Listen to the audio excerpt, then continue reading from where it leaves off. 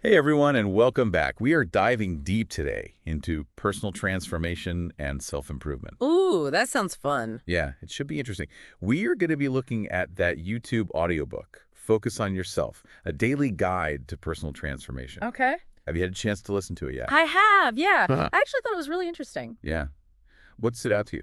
Well, one thing I really liked was how it kind of reframed personal transformation. Okay. It's not like reaching some like magical endpoint. Right. It's more about all those small choices we make every day. I see, yeah. Like almost like building a mosaic, you know? Yeah, Each tiny piece contributes to this bigger picture. I love that analogy. It's not about like some overnight makeover. Right. It's about those little consistent things we do over time that shape us. Yeah, absolutely. One of the first things I notice it dives into is rediscovering your true self. Yeah. And honestly, I can relate to that. Yeah. It's so easy to get caught up in all those roles we play in life, right? Yeah, for sure. Like parent, friend, Of all the employee. hats we wear. Yeah, exactly. Sometimes we forget who we are at our core. I know. I feel like I'm always wearing a different hat. Right. And the book even suggests like taking the time for self-reflection Yeah. to really ask yourself, strip away all those labels. And who are you? It is a really good question. Like, who are you at your core Yeah. and what actually brings you joy? Oh, such a powerful question. And it reminded me of that part in the book Okay. where it suggests we revisit our childhood dreams, Oh, interesting. the things we were so passionate about as kids. Yeah. Like, I remember wanting to be a veterinarian so bad Oh, because I just loved animals so much. yeah. But, life happens. I didn't end up going to vet school. Right. But that passion, that caring, it definitely shaped my choices later on. That's awesome. Those passions often hold clues Oh, for sure. to like our core values and desires. Absolutely. Even if we don't follow those exact dreams, Yeah, they show us what matters to us. I think so. Yeah. So we've kind of rediscovered ourselves. Okay. Now, how do we make sure we're actually living true to that, Right. The book really stresses the importance of prioritizing yourself. Hmm. And I know when some people hear that, they might think, oh, that's selfish. Yeah, for sure. But that's not really what the book means, is it? No, not at all. It's not saying neglect all your responsibilities, right? But it's more about recognizing that you can't give to others Yeah, if you're completely drained yourself. that makes sense. You can't pour from an empty cup. Love that analogy. Like, think about it. Have you been putting everyone else's needs before your own? Oh, guilty as charged. What would happen if you carved out a little time each day just for yourself? That's a great question. Yeah. And it kind of leads into the practical advice the book gives, right? Right. Scheduling that personal time, Yeah. setting boundaries, saying no without feeling guilty. Oh, that's a hard one. That last one, I'm still working on it. Do you ever struggle with setting boundaries? Oh, definitely. Yeah. It's super uncomfortable at first. I know, right? Especially if you're used to putting everyone else first. Exactly. But the book makes a good point, right? Setting boundaries is a form of self-respect. Totally. Yeah. It shows that you value yourself and your time. Yeah, and it helps prevent burnout too. Oh, yeah, big time. Okay, so we've talked about rediscovering ourselves, prioritizing our needs. Mm. But then there's this whole other hurdle, that inner critic, Ugh, tell me about it. that voice in our head that's always putting us down. It's the worst. And the book has some strategies for dealing with those negative thoughts. Okay, good. I think we've all been there. Oh, absolutely. Those negative thoughts that can really hold us back. Totally. Yeah. And the first step, the book says, is becoming aware of them. Makes sense. Like, what are those common themes? Are they even based in reality? That's a good point. And once you've identified those patterns, the book suggests using positive affirmations to counteract them. Interesting. Like, instead of saying, I'm not good enough, you could try saying, I am capable and worthy. I know it sounds kind of cheesy, Yeah. but it can really shift your mindset. Do you think it actually works? I think so. It's like retraining your brain Yeah. to focus on the positive. Okay, I can see that. So it's all about becoming our own best friend, Yeah. Yeah. offering ourselves that kindness and compassion that we would give to someone we love. That's a really nice way to think about it. And that brings us to self-care. Oh, self-care. The best. The book really emphasizes self-care as a daily practice. Not just a once-in-a-while thing. Exactly. Not just an occasional treat. Okay. It should be a regular part of our routine. Yeah, I can see that. It's not selfish. It's essential. It's like that saying, you can't pour from an empty cup. Right. If you're not taking care of yourself, you can't really take care of anyone else. Like, you know that analogy about the oxygen masks on airplanes? Yeah. You have to put on your own mask first Well, before you can help anyone else. That's a great analogy. Yeah. So the book suggests creating a daily self-care routine. Like what kind of things? It could include morning rituals, evening wind-down time, or even just little mind breaks throughout the day. Yeah, those are important. What about you? Do you have any self-care rituals that you like? Well, one thing I've been trying to do is start each day with a little bit of meditation. Ooh, nice. Even just 5 minutes of focused breathing. That's awesome. That makes a big difference in my mood. Yeah, I bet it does. Yeah. What about you? I'm all about that evening wind-down time. I love that. Like taking a bath, reading a book, just unplugging from everything. That sounds amazing. Yeah, it's so relaxing. And the great thing about self-care is that it can be anything you want it to be. Oh, yeah, totally. The book really stresses that, finding what brings you joy and making it part of your routine. So it could be anything from like taking a walk in nature Yeah. to spending time with loved ones. Exactly. Whatever fills your cup. But here's a question, and the book actually asks this too. Okay. Why do you think we sometimes resist self-care? That's a good question. Like, why is it so hard to prioritize our own needs sometimes? I think it's because we've been conditioned to believe that it's selfish, you know? Yeah, maybe. Like we're supposed to put everyone else first, and taking care of ourselves feels almost indulgent. Right, right.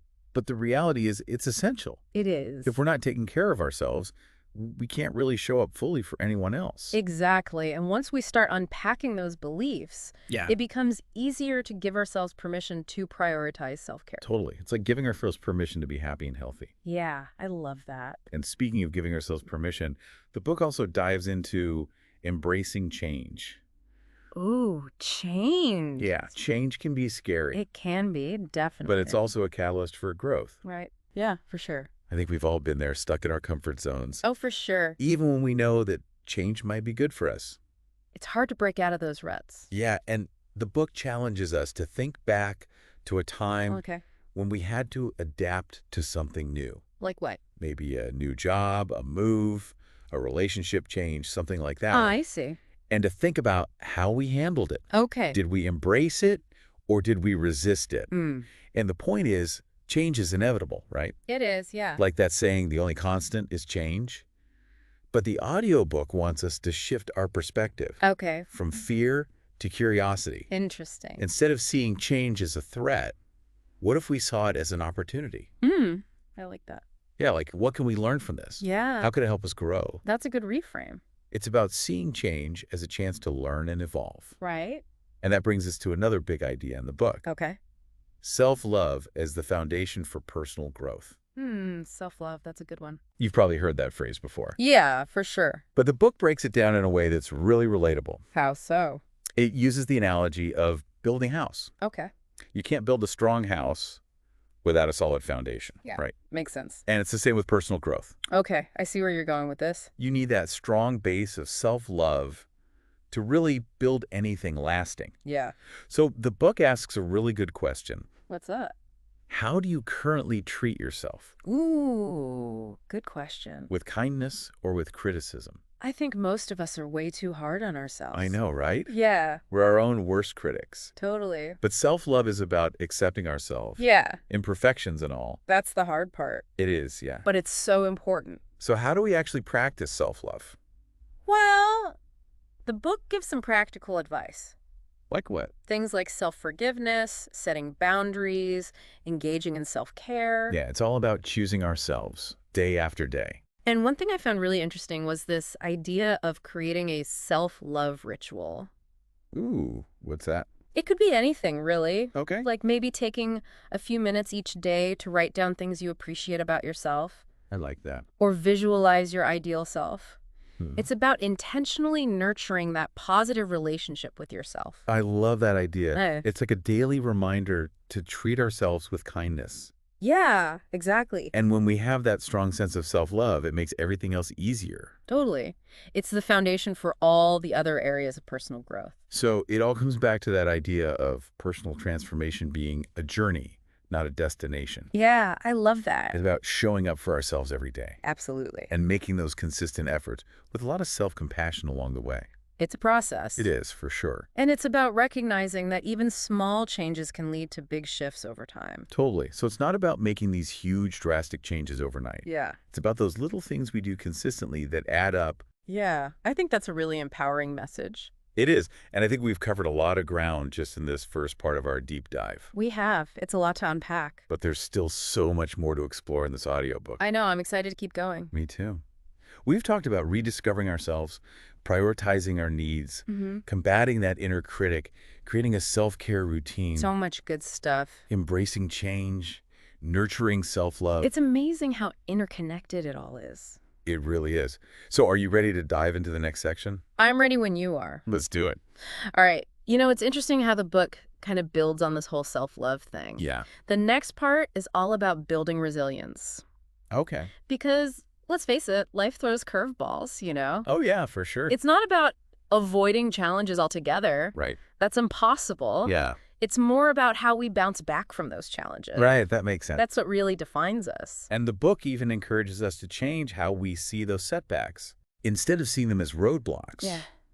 what if we saw them as opportunities for growth? I like that. Yeah. It's a subtle shift, but it could make a big difference. It could. Totally. The book even asks, like, what can we learn from this particular challenge? Yeah. You know, how can we use this experience to come out stronger? That's a good question to ask. It is, right? Yeah. It makes me think about those times I've faced setbacks in my own life. Yeah. I used to get so discouraged, you know? Yeah. Like, I saw them as failures. Right. But now, I try to be more curious about them. Interesting. Okay, what can I learn from this? How can I move forward? That's a much healthier approach. It is. And the book also talks a lot about self-belief. Self-belief. Like Right. that deep inner knowing that we can overcome anything. Right. It's about remembering those times when we did face adversity. And we came out stronger on the other side. It's like proof that we can handle tough stuff. Exactly. And it's also about trusting ourselves, right? Yeah. Trusting that we have the strength to get through tough times. Absolutely. And you know what else the book talks about? What's that? Gratitude. Oh, gratitude. That's a good one. Even in the middle of challenges, I love that. it's about shifting our focus from what's wrong to what's right. Right. Even if it's just a small thing. Yeah, totally. Like that saying gratitude turns what we have into enough. It's powerful stuff. It is. And it's like finding those little glimmers of hope, right? Yeah. When things feel tough. It reminds us that things aren't all bad. Exactly. And the book also talks about having a problem-solving mindset Okay. when it comes to resilience. What does that mean? Instead of getting overwhelmed by a problem and feeling stuck, Yeah. it's about breaking it down into smaller steps. Right. Make it more manageable. Exactly. And then take action. Action. Yeah. Yeah. Even if it's just a small step. Yeah, any forward momentum can help. It can, for sure. It reminds us that we have the power to make things better. Absolutely. We're not powerless. And this is where patience comes in too, right? Oh, patience.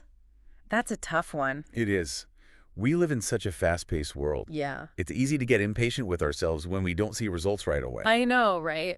But the book reminds us that healing takes time, growth takes time. It does. We can't expect to bounce back overnight. So true. It's about being kind to ourselves, giving ourselves grace. I like that. Yeah. We're human. We're allowed to have those difficult emotions. It's okay to not have it all figured out. It is.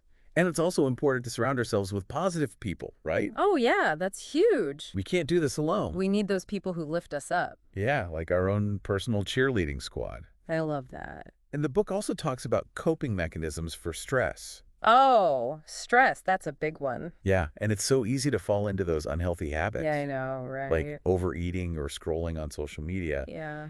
It might feel good in the moment, but it doesn't really help. Right. It's just a temporary fix. So the book encourages us to find healthier ways to cope. Things that actually nourish us. Like what? Exercise, meditation, spending time in nature. Oh, I love being in nature. Me too. It's so grounding. Yeah. And those are just a few examples, right? Well, of course. Yeah. It's about finding what works for you Exactly. and then There's this whole other piece about finding our purpose. Purpose. It can be a big, overwhelming topic, It can be, yeah. but the book breaks it down into smaller pieces. Okay, good. And it reminds us that having a purpose can be so powerful. How so? It gives our lives meaning, It gives us direction and helps us stay motivated. Okay, I see that. It's like finding that thing that lights us up. Yeah, that makes us feel passionate. Exactly. And it's not always easy to figure out, right? No, it's a process. But the book encourages us to start by defining success on our own terms. Not by society's standards. Exactly. What truly matters to you? That's a good question. What brings you fulfillment? It might be different for everyone. It probably is. And self-trust plays a big role in all of this too, right? Self-trust. Yeah, like believing in ourselves and our ability to make good decisions. Right, even when we don't have all the answers. Exactly. And another thing the book encourages us to do, What's that? celebrate those milestones, no matter how small. Oh, I like that. It's about acknowledging how far we've come, Yeah, giving ourselves credit for all the hard work. that's important to recognize our progress. It is. And then, after celebrating, set new goals. Okay. Keep pushing ourselves forward. Right, because growth is an ongoing process. It is, for sure. It's not about reaching some final destination. Yeah. It's about the journey itself. And embracing all the ups and downs along the way. Exactly. We're always evolving, always becoming. And it's never too late to start that journey. Never too late, for sure. It's about taking those small steps, those daily actions. And remembering that we're not alone. Yeah, that's a big one. We have each other. We do. So as we wrap up this part of the deep dive, Yeah. I'm curious what's standing out to you so far. What's resonating with you? I think for me, what really stuck out was that thing about reframing setbacks. Yeah. Like seeing those setbacks as opportunities for growth. I know, right? It's so simple. But I think it can make a big difference. Totally. And it all ties into self-compassion, too. Like, we're going to mess up, we're going to face challenges, that's just life. Right. But it's how we treat ourselves during those times. That matters most. Exactly. Also, offer ourselves the same kindness we'd give a friend. Totally. And it made me think about how the book talked about redefining success, too. Oh, yeah. Success. It's not about being perfect or meeting some external standard. Right. It's about what actually matters to us. Yeah, like living a life that's true to our values. Exactly. And that brings us back to that first idea, right? What, rediscovering ourselves. Yeah. Like figuring out who we are at our core. And then building a life that reflects that. Yes. And this audiobook just reminds us that we have the power to do that. Yeah, it's not some magical thing. Right. It's about effort and self-compassion. And taking those small steps every day. Those daily actions that move us in the right direction. It's all about showing up for ourselves. Not in a selfish way. No, but in a way that recognizes That our well-being matters. Yeah, because if we're not taking care of ourselves, we Yeah. can't really take care of anyone else. Right. Like that oxygen mask thing. Exactly. So as we wrap up this deep dive, Yeah, it's been great. it has. I'm curious, what one action will you take today? To invest in yourself. Yeah, for me, I think I'm going to revisit those self-love rituals. Oh, nice. I think it's so important to have those little things. To nourish our souls. Exactly. And remind us that we're worthy. I love that.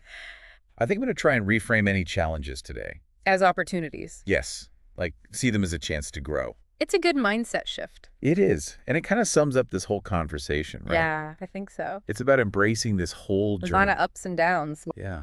And showing up for ourselves Even when things are tough. and remembering that we're not alone in this. That's a big one. So keep learning, keep growing. And keep becoming the best versions of yourselves. We'll catch you on the next deep dive.